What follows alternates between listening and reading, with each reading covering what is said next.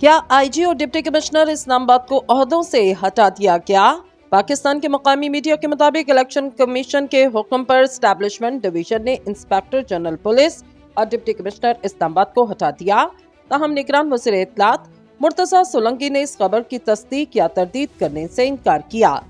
اس حوالے سے وزیر اطلاعات مرتضیٰ سولنگی سے رابطہ کیا تو انہوں نے کہا، اس حوالے سے منگل کو ہونے والے الیکشن کمیشن کے اجلاس کا انتظار کریں، سب کچھ واضح ہو جائے گا۔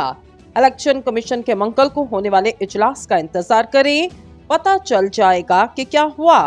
انہوں نے سوال پوچھا کہ ان کو ہٹانے کا کوئی نوٹیفیکیشن جاری کیا گیا؟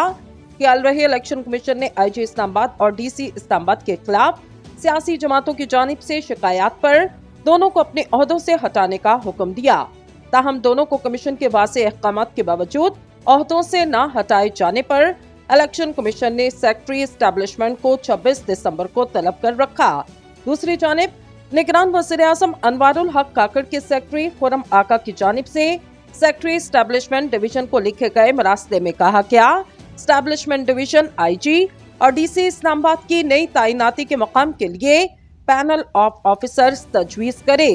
خیال رہے 19 دسمبر کو الیکشن کمیشن آف پاکستان نے وزیر اعظم کے مشیر احد چیمہ کو بھی فوری طور پر عہدے سے ہٹانے کا حکم دیا۔ کمیشن نے گزشتہ ہفتے ایڈوکیٹ سید عزیز الدین کاکا خیل کی جانب سے دائر درخواست پر احد چیمہ کو ہٹانے کا حکم دیا تھا۔ ایڈوکیٹ سید عزیز الدین کاکا خیل کی درخواست میں نگران وزیر اعظم انوار الحق کاکڑ اور ان کی کابینہ کے بعض دیگر اراکین کو ہٹانے کی استدعا کی گئی۔ درخواست میں الیکشن کمیشن سے احد چیمہ، فواد حسن فواد اور وزیر اعظم کے سابق پرسنل سیکرٹری سید توقیر حسین کو بھی ان کے عہدوں سے ہٹانے کی درخواست کی گئی۔